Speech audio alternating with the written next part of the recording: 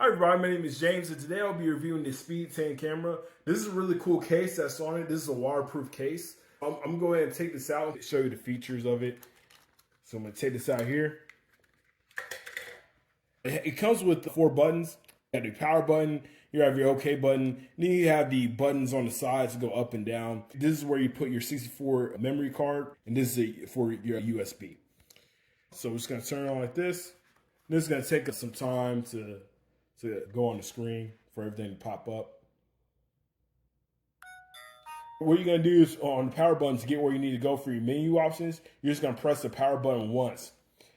And so you just press it once and then boom, you write your options. And then on the side, you're just gonna press down to go down for all your options. We have the normal video, slow video, loop video, time-lapse video, normal video, auto timer photo.